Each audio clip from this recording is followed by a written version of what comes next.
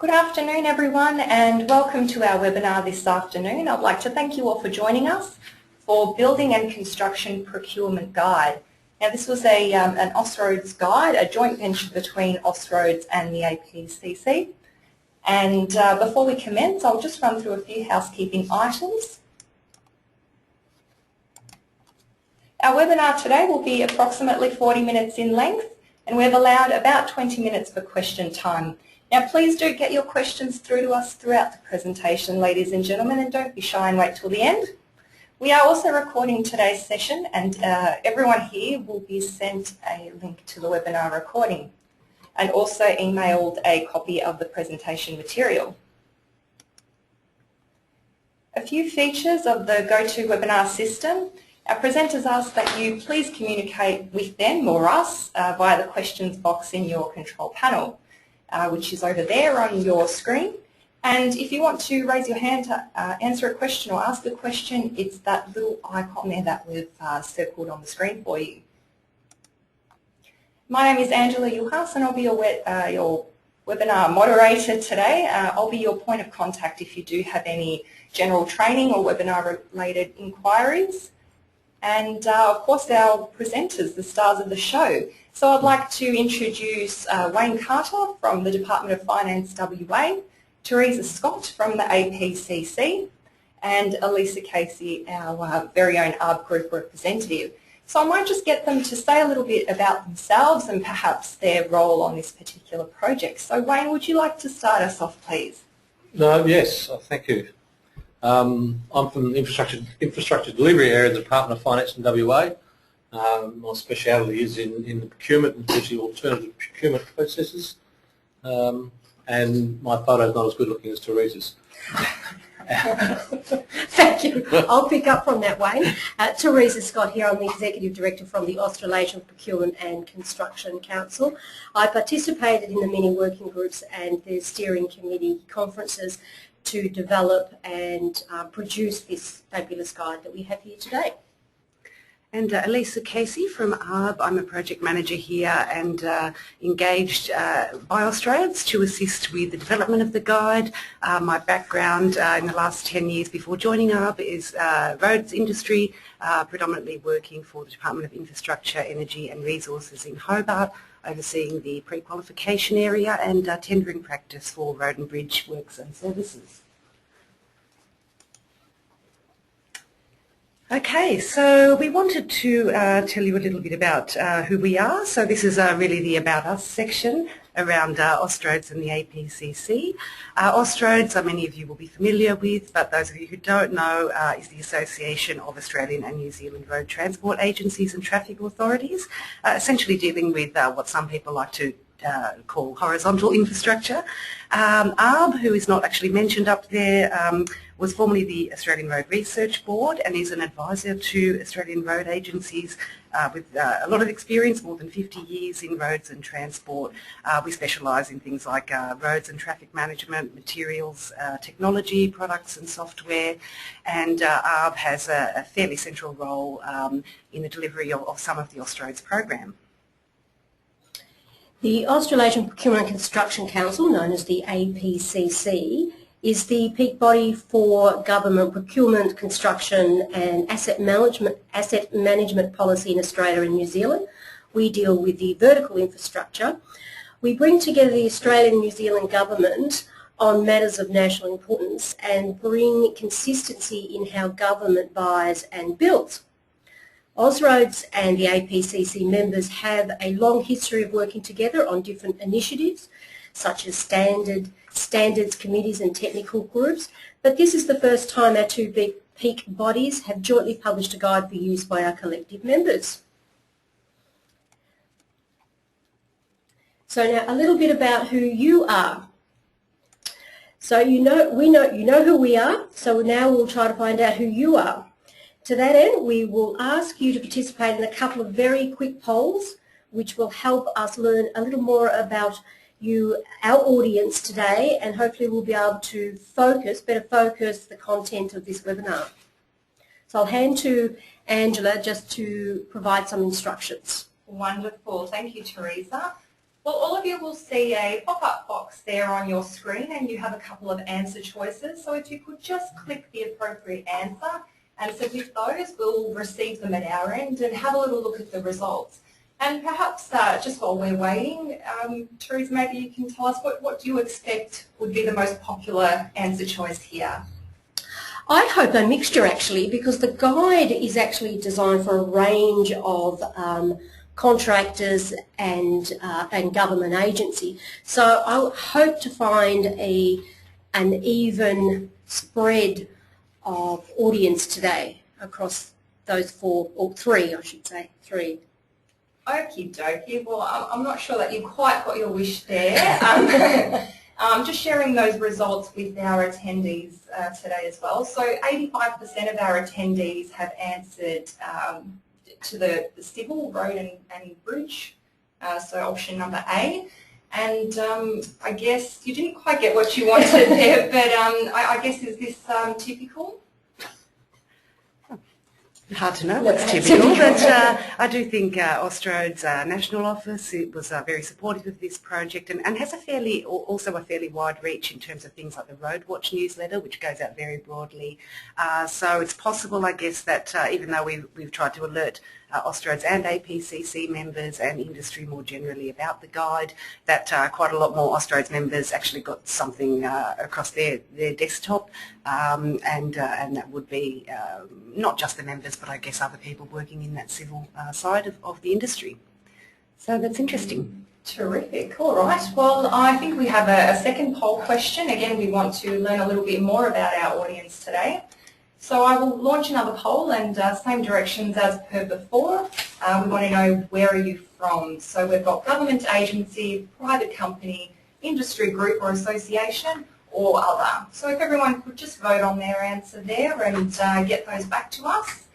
I'll leave that open for just a couple more seconds until we get a few more responses, but it is looking like private company is our highest ranking response at the moment. And I might just close that off. Thank you everyone for your votes. I will share that now. So private company with 58% of the respondents voting so, followed by a government agency. Is that what you were expecting to see, Wayne, perhaps? Yeah, I think that's probably a good mix. The guide was put together by representatives of each of the jurisdiction agencies, but it was intended primarily to respond to issues the private sector raised. So it's a good mix, hopefully. I think it's a good opportunity. The webinar is a good opportunity for the private companies to understand the history and the development of the guide. So it's actually quite pleasing to see that many private companies on today's webinar. Now, before we talk about the guide itself, myself and my colleagues wish to provide some background on the development and why we developed the guide. The original brief for development of the guide came from the COAG Infrastructure Working Group. If you don't know who COAG is, it is the peak intergovernmental forum in Australia. In 2011, the COAG IWG canvassed industry views on the potential benefits of achieving greater national consistency in the use of contracts for delivery models such as construct-only, D&C, DCM, managing contractor and relationship, including where there was support for a single suite of contracts for procurement above 50 million. On the whole, respondents thought standardisation would be hard to achieve and the cost outweighed the benefits. However, there was support for greater consistency, including through model processes and common principles. COAG then provided a brief to Austroads and the APCC to develop a guide that would include procurement options guidelines, common contracting principles, including equitable approaches to risk allocation, guidelines for the improvement of government tendering practices and to reduce waste and encourage the use of high-performing teams, guidelines for the adoption of integrated project teams and the use of information communication and technology-based project development techniques, including building information modelling. The brief acknowledged that there were already a few guidelines available and touched on areas relevant to the scope provided, such as the National Alliance Guidelines and the National PPP Guidelines and various jurisdictional and agency documents. Therefore, one important aspect of the brief was for the guide to build on and complement these existing guidelines, rather than try and override them or reinvent the wheel. I'd end the note on the note that government has listened and heard and responded to industry's concerns. This guide brings more consistency and certainty in the way government tenders and contracts. The guide was developed by Austroads and APCC with the input from working group made up of members of both organisations. And Wayne Carter here today was an APCC representative from the WA Department of Finance, as was Peter Bamford from New South Wales Roads and Maritime Services. So the guide was very much written by practitioners for practitioners. It also went through a rigorous industry consultation process, again to seek the views and consider and respond to those views of industry. The final guide was endorsed by both boards, that being Austroads Board and the APC Council, for implementation.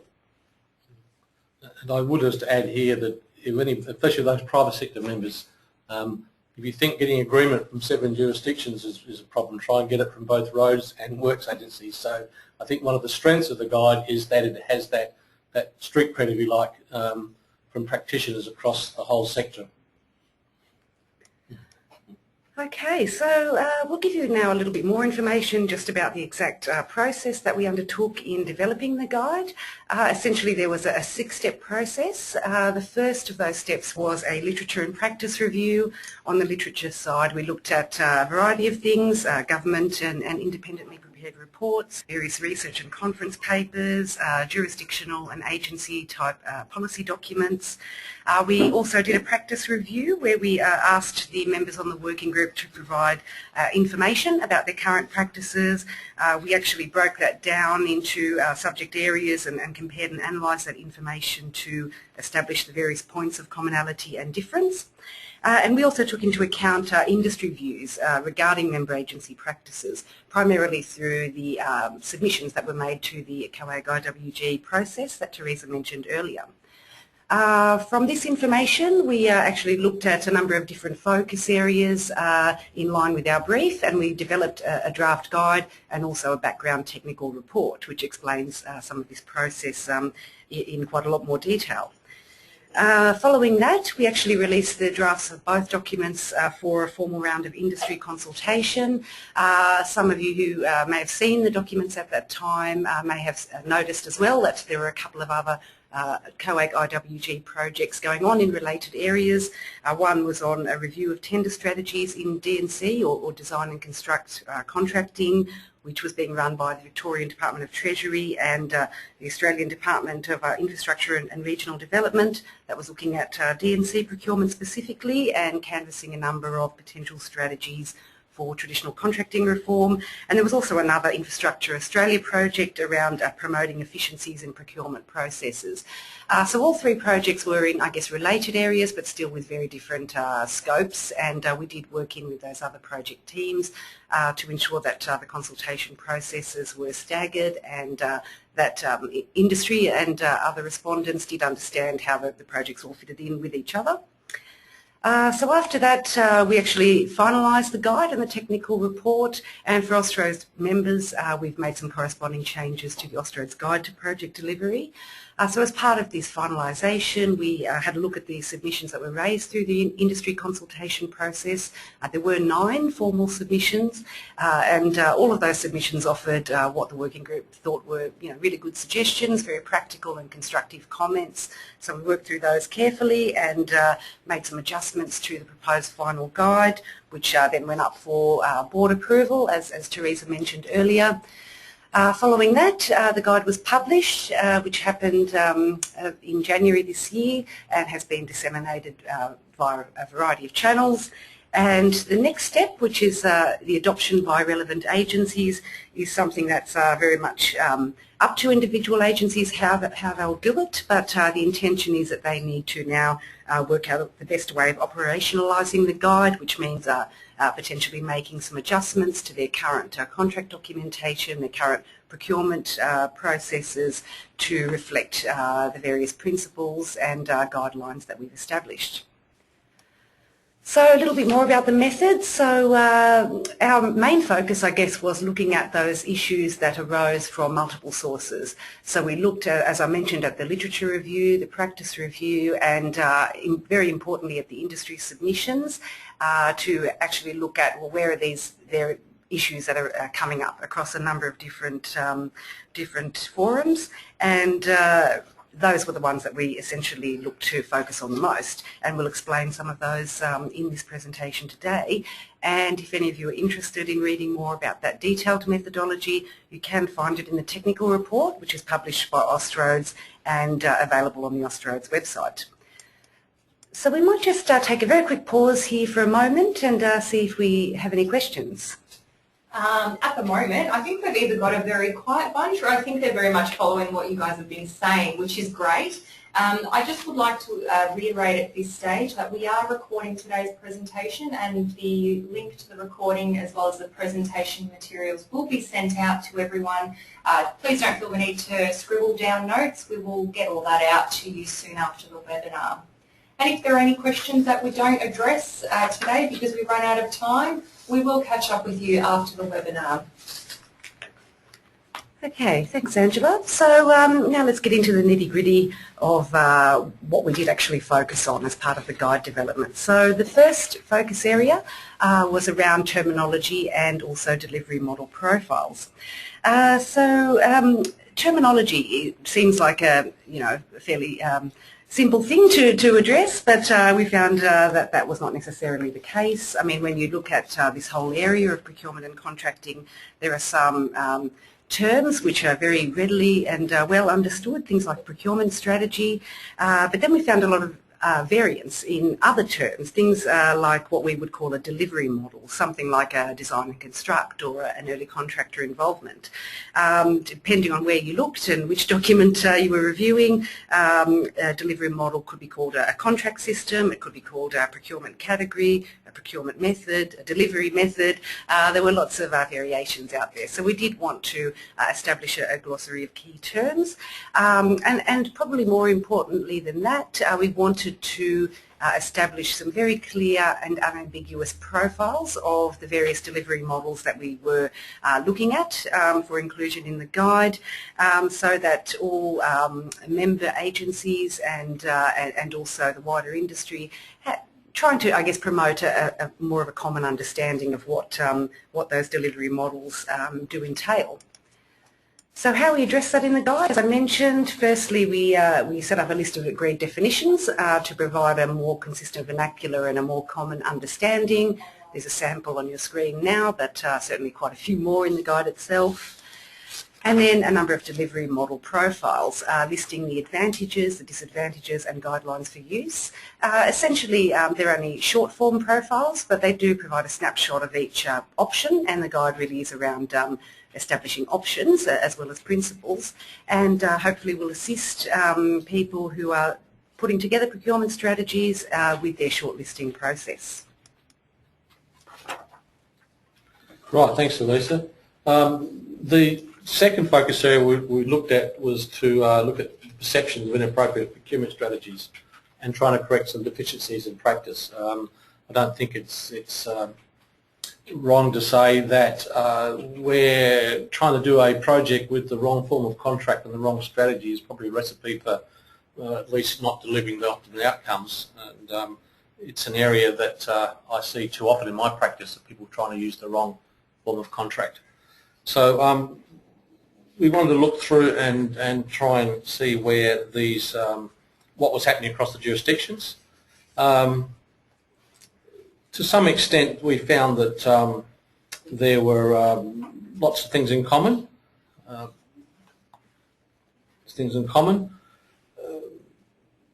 But there was some inconsistencies in guidelines. Certainly some of the states had fairly clear guidelines, even though they may have called them different things. Others didn't. This guide hopefully will lead to all agencies coming up with proper procurement strategy documentation.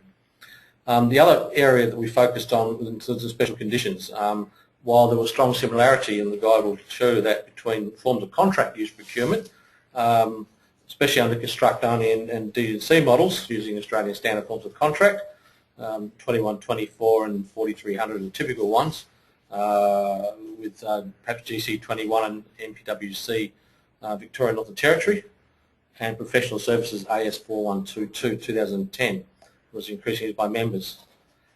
But the practices did show that there were some very divergences, and especially in special conditions where they're commonly used. Each jurisdiction had its own preference for ranges of special conditions, and we thought we would try and address that by underlying some of the common practices. Right. So how we adopted the procurement strategy development process, I think we've tried to come up with a fairly good, simplistic process for looking at developing procurement strategies in the two important parts of the start of a project, the front end, the evaluation definition. And what we've done is look at that, looked at the national PPP guidelines, and looked at what was happening across the jurisdictions, and this process is broadly consistent across the jurisdictions. The four main steps in this process is data gathering, preliminary screening, procurement options analysis, and then looking to the recommended delivery model. It's too often that people set on delivery models at the start of the process at step one, ignore the others and get to step four without realising that it may not be the best suited form of delivery for their project.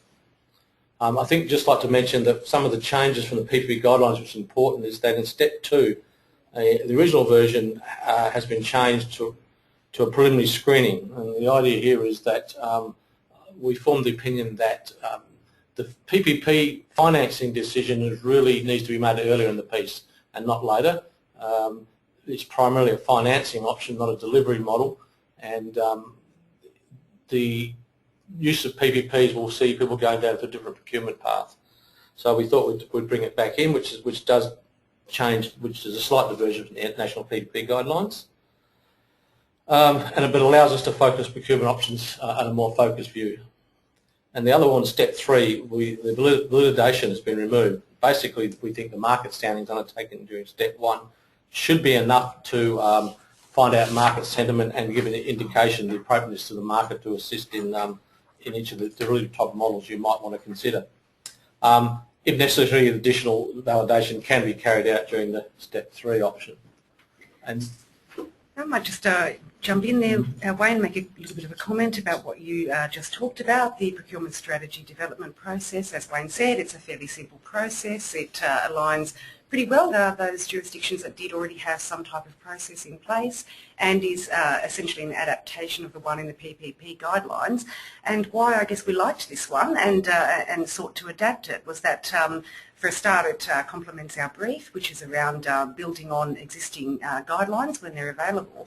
But also what we found is that a lot of people weren't really aware of this particular process because they didn't look at those PPP guidelines unless they were actually in a position of considering using a PPP. So when we actually had a look at this, we thought, yeah, this is actually a useful thing that we could adapt for our purposes and use it for all types of procurement options analysis type process. And also, thanks Lisa.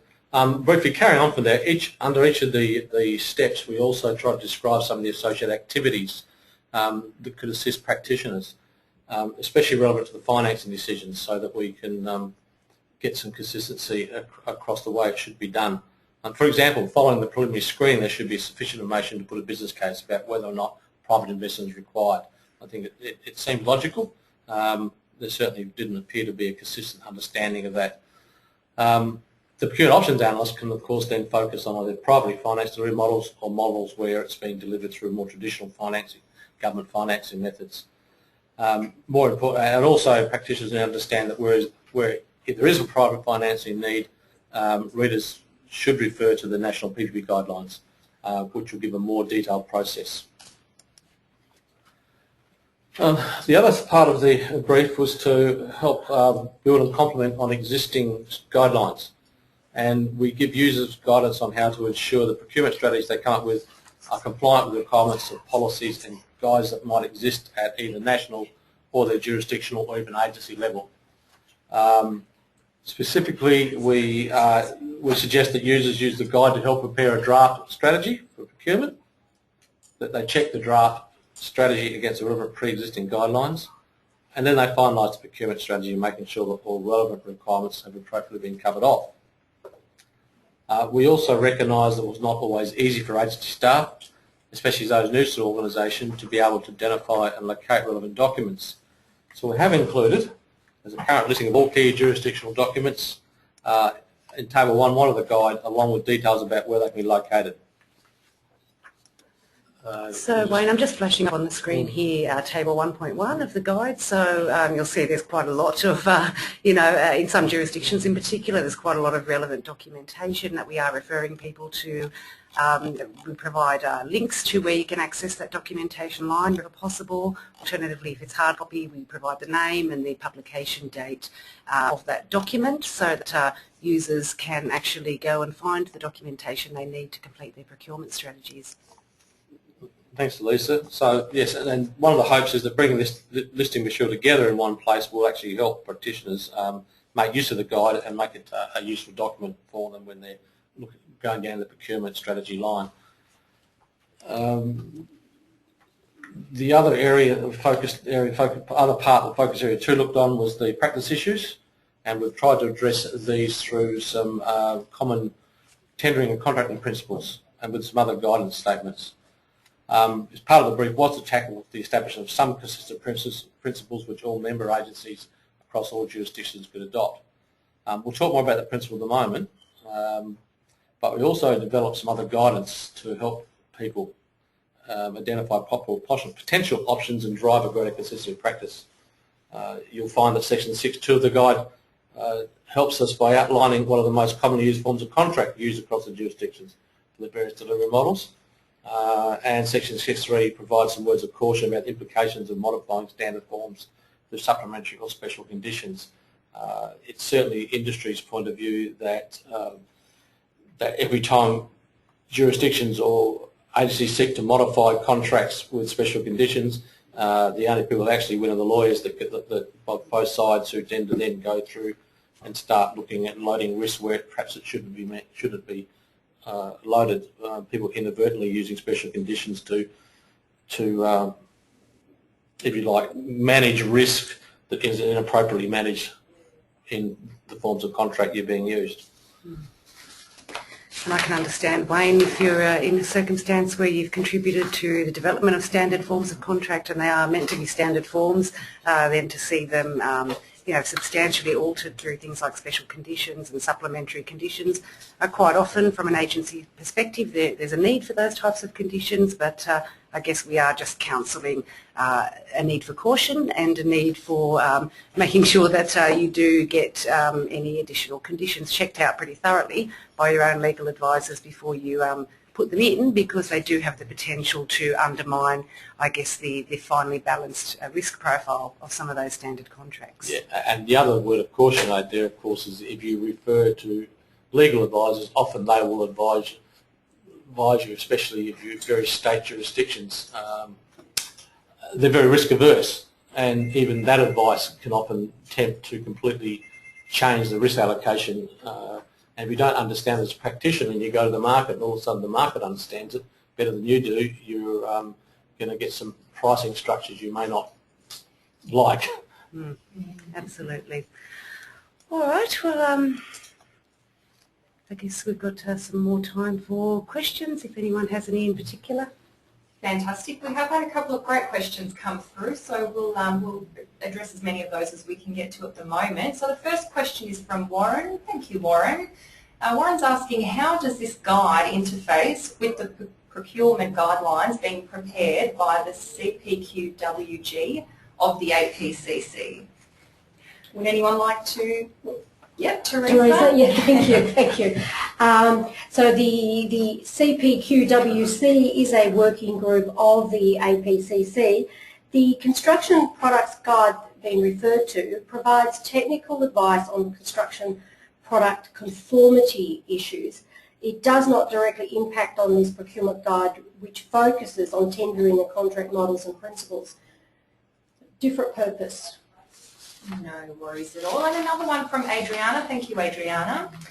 She's asking, is the brief from the COAG IWG available for the general public? We mentioned it, Teresa, again. I highlighted earlier in the webinar what that brief included. In fact, the brief to the APCC was built around some of the work that the APCC had started with the Australian Construction Industry Forum to identify the need and encourage national consistency in the way government approaches the tendering and contracting. So I'm happy to read out the dot points again. There was actually a summary of that brief. And I think that the dot points there you've got, Teresa, are actually word for word from what was essentially a letter, is my recollection, yes, from the COAG IWG subgroup directly to Austroads and the APCC. So what Teresa's about to read out to you really is the brief. There was nothing further to it. So just to read it again, it's our brief included procurement options guidelines, which we have done, common contracting principles, including equitable approaches to risk allocation, again is a big tick for us, guidelines for the improvement of government tendering practices to reduce waste and encourage the use of high-performing teams. Some of that's a tick, and some will be delivered or launched very, very soon, which we'll talk about later in this webinar. And the final point was the guidelines for adoption of integrated project teams and the use of information, communication and technology-based project development techniques, including building information modelling. And again, we briefly touch on that later in the webinar and where we're at with that one. Wonderful. Thanks for answering those for us, Teresa. And we might just have one more question. So we have a question from Lisa, and what Lisa is asking is, we see a lot of cut and paste in the RFT documents that are issued to us. We feel that procurement should go out to a professional procurement company instead of council tendering themselves, as from experience some councils don't handle this very well. Who'd like to take this, Wayne? I'll jump in here, and I admit that at one stage in my early career I actually worked for local government for several years, so I know where you're coming from. I was probably a young and inexperienced practitioner who made some of the mistakes, just like cutting and pasting. But I can tell you over my career, I now have a position that you should never cut and paste RFTs. You should start writing from either a shell or scratch. Yes, I agree completely. The guide is written for procurement professionals to help guide them, and people starting off in this area. It's up to each organisation to understand the capacity of what it's doing and to build that capacity or buy it in as necessary. So, look, I don't disagree with you. I noticed that there's a question from Nandini also on the screen which says, are these guides equally applicable to local government works? My answer there is this is a guide written for practitioners for largely from state government jurisdiction level, but my understanding, and certainly in Western Australia, is that the local government is bound by the same principles of probity and accountability under its legislation, and the guide is particularly applicable to all local council works as well. And from my experience in local government, especially the front end of procurement and planning and strategy, which I might be going out on a limb, but I don't think local governments do all that as well as state jurisdictions do. Having said that, I think state jurisdictions have come a long way in the last probably 5 or 6 years on this. So hopefully that answers your question. Wonderful, and thank you. They've been great questions, so don't be shy, keep them coming, and we might move on with the presentation for the moment. Okay, so we turn to, I guess, what would be focus area number 3, the next item that we looked at in the guide development, which was around contract risk profiles. This was, I guess, a very difficult area. It's a very challenging area to get the balance right in contracts. Certainly there's been a lot of issues raised.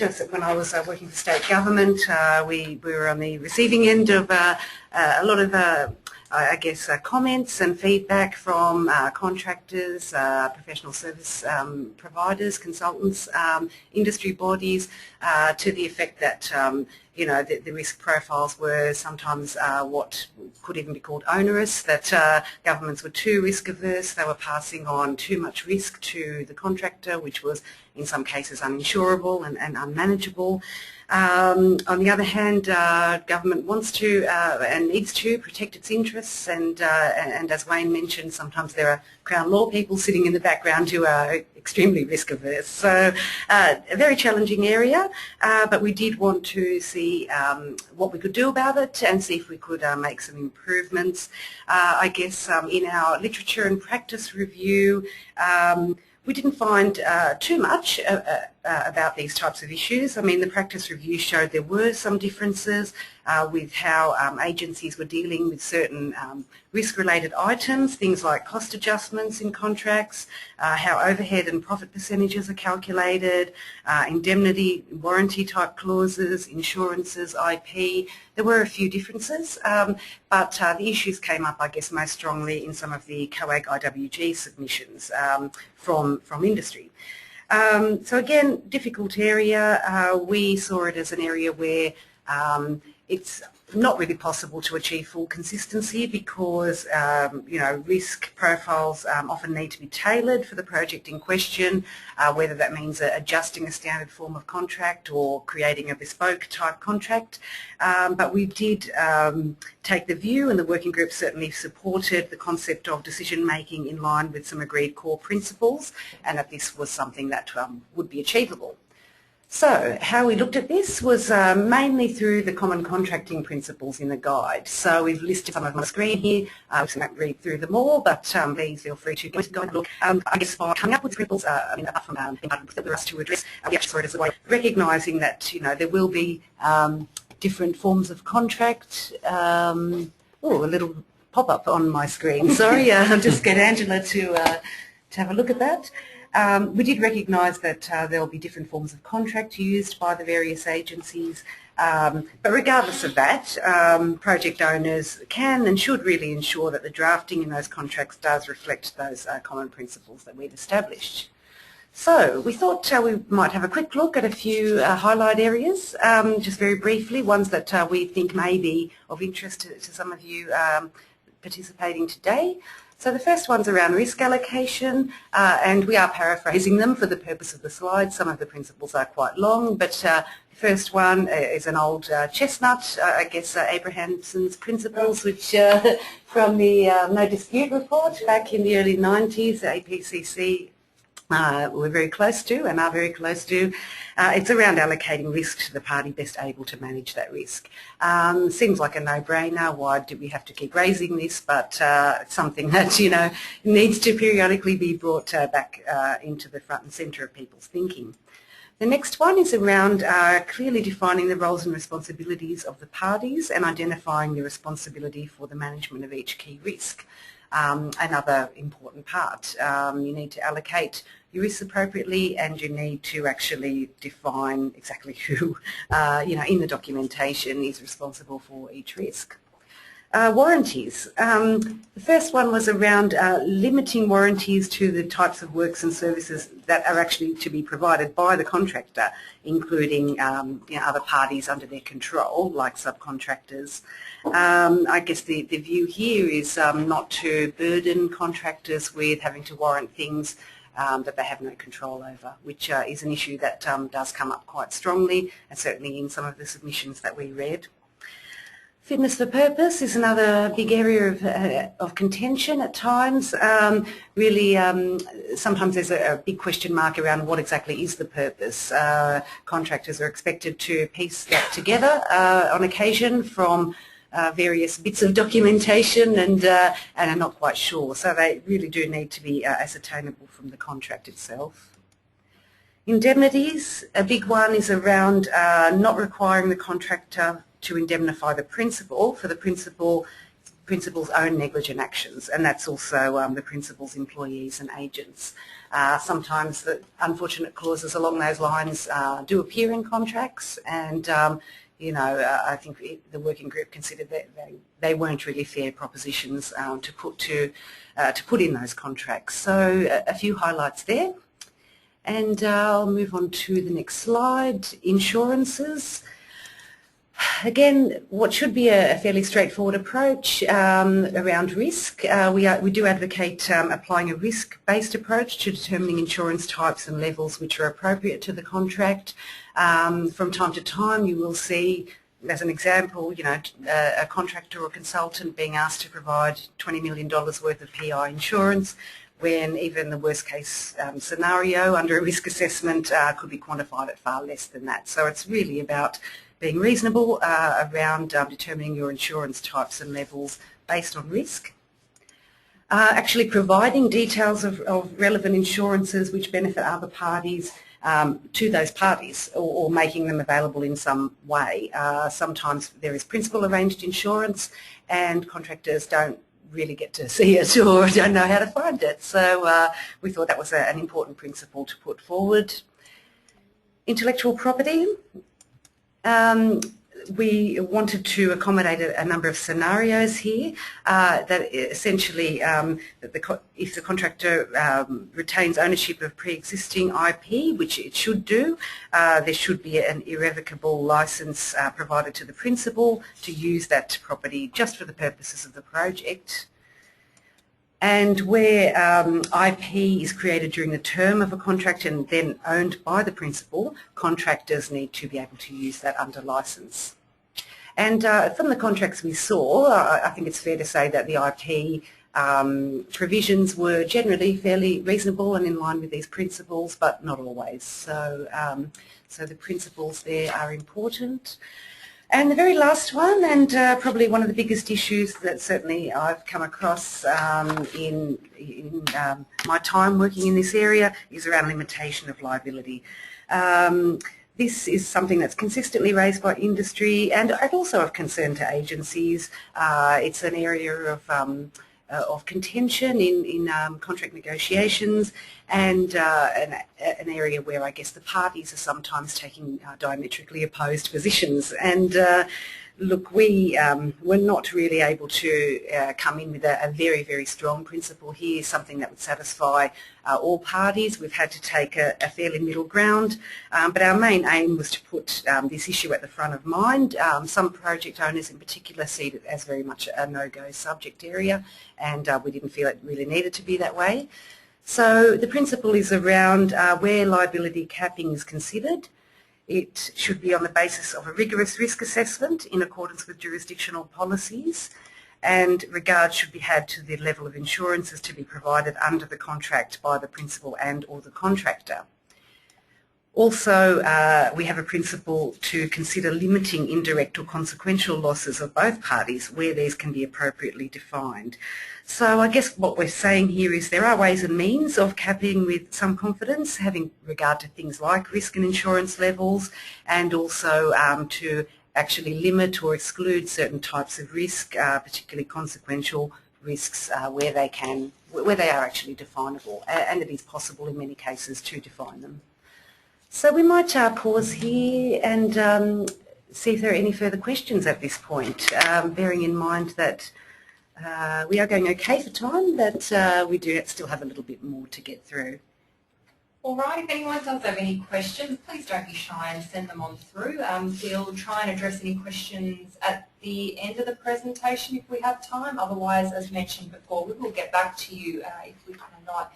At the moment, we're fairly quiet again, so might perhaps move on with the presentation. Right, back to me. Focus area 4. Procurement practices and the variability. I think too often as practitioners we see procurement as just something that happens. We spend a lot of time developing documents up and designing and getting it right and getting our contract documents drawn up. And tendering is that inconvenient space where between finishing that and having to start building. People need to, I think practitioners need to recognise that while it may be an inconvenient time, it is one of the biggest costs to industry, and one of the biggest areas of lack of productivity in industry is the wasted cost of tendering by losers. So it's very important, we felt, to get some common principles that jurisdictions and agencies and practitioners can follow to recognise this and try and reduce those costs to industry, and also to make it fair and an even level playing field, for want of a better word.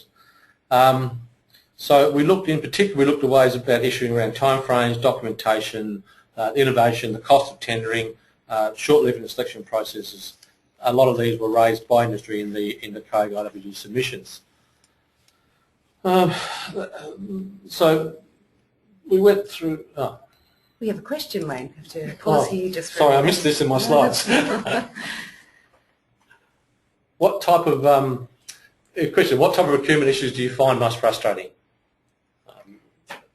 I guess we're just keen to gauge some of your thoughts. If you've had any things that have popped up. We've gone through a few items in this presentation, but certainly may not have covered all the weird and wonderful things that happen in the world of procurement. So if you do have anything, you can type your answers into the box on your screen.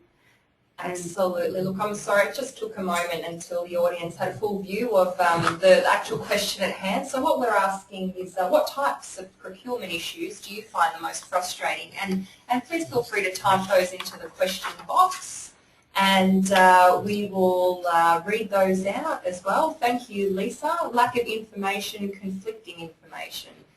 Thank you.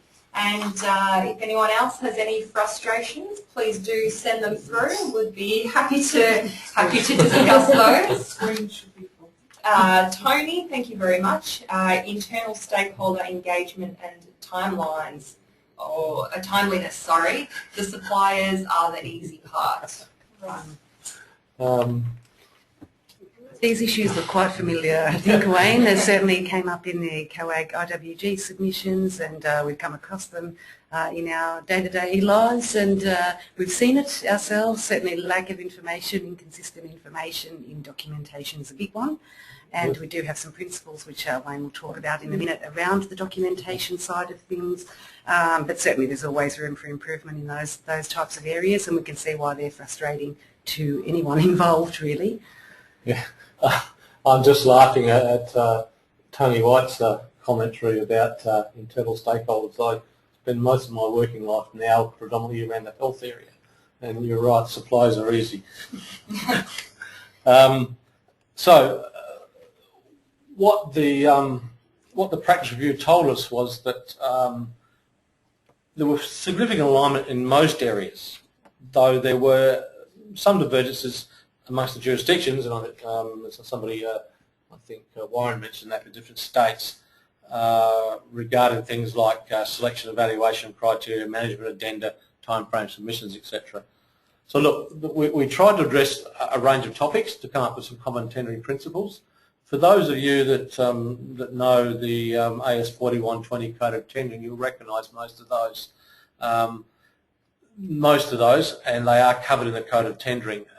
What we found was that not all jurisdictions formally adopt the Code of Tendering, so we decided to have the code list them all, and we also wanted to address the matters outside the code. And I must admit, all practitioners thought that an agreed list of principles was considered to be something useful as a guide for each of their jurisdictions.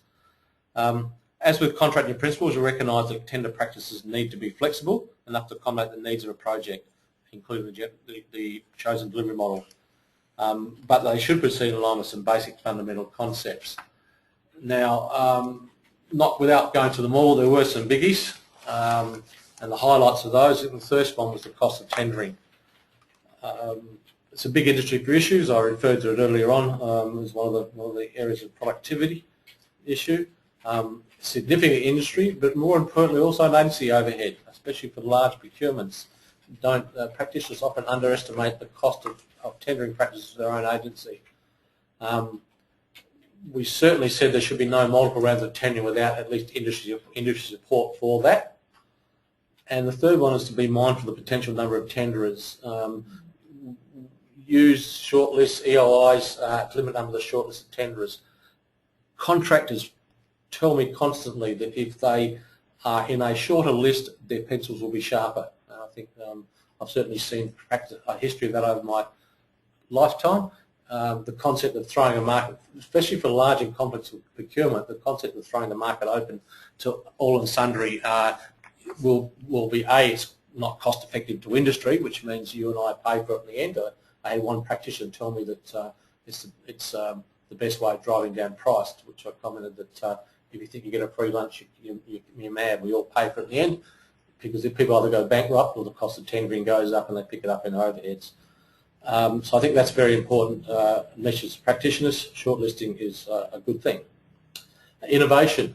Innovation. People always talk about innovation. I always hear people say innovation. We want innovation in our contracting, and then they have a tender process that doesn't allow for it, and then complain when they get the same old tied into the end. If you truly want innovation, and I encourage it, there's things like principles of being encouraging through submissions and allowing for alternate as well as conforming tenders, and also making sure your performance requirements and evaluation criteria, and more importantly the length of tender period, do not act as barriers to innovation. You know, I've had comment from contracts before when questioned say, you want innovation, you've given us 3 weeks to tender. You know, come on.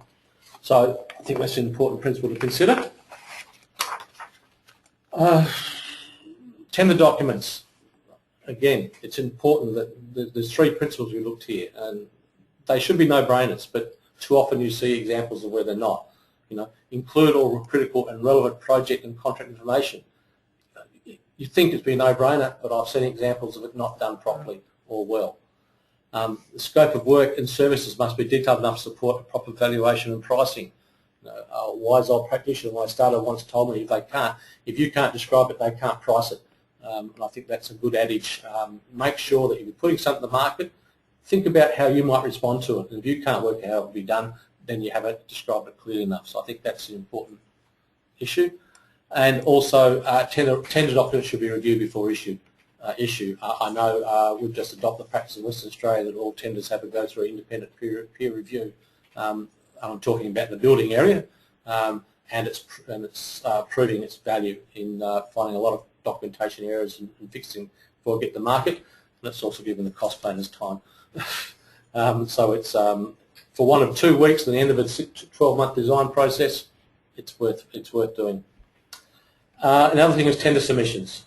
Very important one we discovered was to limit the information required to be submitted with a tender, and only use that necessary for at least evaluation or first cast evaluation. Too often people ask for volumes and volumes of information. It's costly. More importantly, if you've got you tend to not use a lot of it, so it's just wasted information.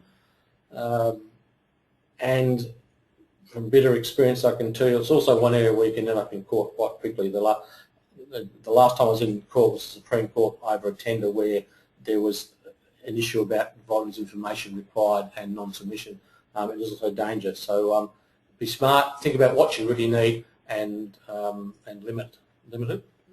And Wayne, I might just add to that, for the roads and bridge area under the Austroads National Pre-Qualification Scheme, and also at the above 50 million level for the APCC members, we do have pre-qualifications. So those tenders that are advertised on the basis that pre-qualification is required, in those circumstances the RFT shouldn't be asking for information that was provided with the pre-qualification application. There's really no need to ask for quality management system certification and other things where you're calling for tenders from pre-qualified entities that have already jumped through that hoop, I guess. So I think that's a really important principle, and something that would help industry if agencies were to take a more realistic view of what they actually need at tender time for the purposes of that tender evaluation only. Right. I see some comments on the screen. I'll move along. We might address them at the end if we get a chance. The last two really are the big ones are negotiation. Very important. We think not to shop prices around. We shouldn't be trading off. The code of tendering is quite clear, and I believe it works as you you've got to do your homework as a practitioner first, find your preferred tenderer, then negotiate with them and follow that process, but not trade off one against the other. And the final one is the other big one is debriefs. There was a common complaint from industry that debriefs are not always provided. Our practice review showed that not all agencies had a formal process in place for the management debriefs, and the working group recognised as reasonable for tenderers, both successful and unsuccessful, to obtain meaningful feedback regarding the particular tender response, including where the tender set the mark. So again, while not all tenderers want debriefs, the purpose of the principle is to ensure that agencies should have a process for providing them on request. Now I flip to Lisa for the last focus area. Thanks, Wayne. So, focus area number 5, we did have a look at recent developments. So we wanted to have a look at the impact of things like collaborative and interactive procurement methods, and also integrated project teams, for example, through the use of Building Information Management, or BIM, things that Teresa referred to earlier that were in the COAG IWG brief. So in terms of the interactive and collaborative processes, when it comes to very high value procurements, things like PPPs or alliances, or in some cases ECIs, there is quite a strong focus on interactive tendering processes. There are things like interviews, workshops, what some in the industry might call beauty parades, which actually look at the teams and how the teams interact. They aim to clarify things like the contract scope and the documents, and delve more into, I guess, the expertise and capability of the tenderers. And there's also a growing trend toward the use of these types of collaborative processes for some of the more traditional delivery models, like design and construct, which actually enable prospective tenderers to interrogate project owners regarding the design and the documentation, and to also obtain feedback on their own proposed approaches, to try and gauge the level of alignment with what the project owner is actually after. And similarly, we've got some instances, particularly I'll say, I think Department of Transport and Main Roads, TMR in Queensland, and also I think New South Wales Public Works. Is it still Public Works, Teresa, the APCC member? Finance and Services, my apologies, will quite often use what they call an ETI approach, an early tenderer involvement, and that actually includes getting the prospective tenderers participating in the document finalisation process. So I guess all of these things are aimed at really minimising the misunderstandings that may arise from the project owner's documentation and their project requirements, improving that documentation where necessary prior to finalising the contract documents themselves. Importantly, fostering a more open, transparent and collaborative project culture, and also improving time and cost outcomes, and that will include minimising contingency amounts in tender prices that are there to cover unknown factors and risk, the kinds of things that make us all end up paying more, as Wayne mentioned earlier. We also had a look at the ICT integrated project teams, predominantly through the ICT-based project techniques like BIM. This is actually quite a significant growth area. There are reams and reams of information available out there, and we'll touch on that a little bit more in a moment. Teresa will say a few words on that. But how did we address all of this in the guide?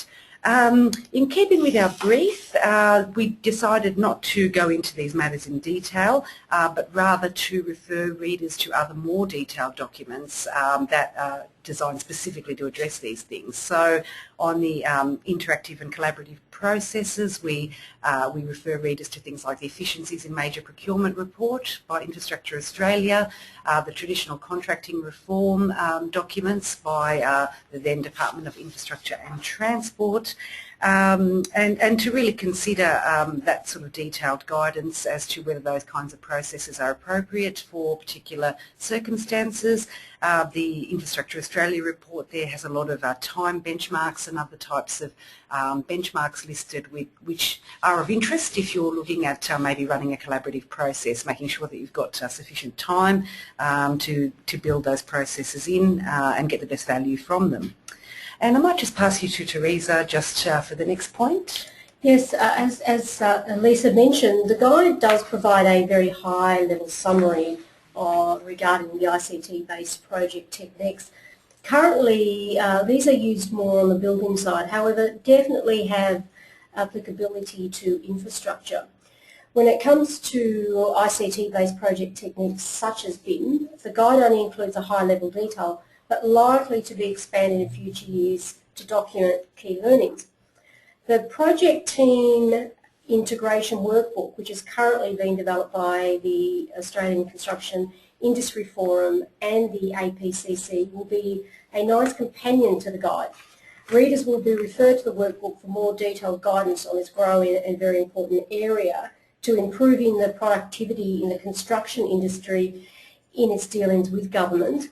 I'm very glad to report that the APCC and the Australian Construction Industry Forum team working on these documents are ready to release them in mid-March. So watch this space and log on to the APCC website in mid-March to receive copies of these two very, very important documents. That's it. Now I've got a couple more slides, I think, Wayne. Oh, right, okay, sorry, I'm out of paper. So it's up to me to recap just at the end. Are we nearing it? Very near the end, yeah. Very near the end. Look, so to recap it, the guide is essentially a high-level document that's focusing on principles and options. It's designed to complement the existing guidelines in there. It's essentially an umbrella document. It provides some sort of overarching framework, but certainly doesn't seek to duplicate existing documents that already deal with those matters. And it's designed to be broadly consistent across jurisdictions and refers doc readers where appropriate.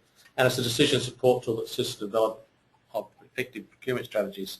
And I think the missing dot point there is there's also a guide that tries to list some common definitions and understanding so that we all talk the same language, talk about the same thing. So finally, I think this is an important thing, is we know there's no silver bullet when it comes to the solution with procurement. It's a mixture of the right design team, right contract, right contractor, right procurement method. What I can tell you, it's a very complex area. It's changing all the time, but there's always room to take a critical look at the issues that are important and try and improve current practices. What I do know is that the wrong form of procurement, the wrong contract, will often lead to the wrong contractor and not the optimal result. Now, just coming to an end, the guide will make a positive and very practical contribution by improving current methods and processes, promoting consistency of approaches to tendering and contracting, supporting equitable risk allocation in contracts, and identifying opportunities to use new technology and techniques such as the BIM, etc. This guide is an important tool and sets the scene for future work in this space that will create even greater consistency, resulting in more certainty for individual contractors and for the industry. So we're back to question time, and we have. I think we're out of time though, unfortunately. Yeah, I welcome our attendees today. For those of you who had a couple of questions that are answered, we have monitored those, and we do receive a report of those, and we'll endeavour to get back to you. Obviously, Elisa's contact details are right there on your screen, and you're most welcome to contact her post-webinar as well for a bit of a discussion if you desire.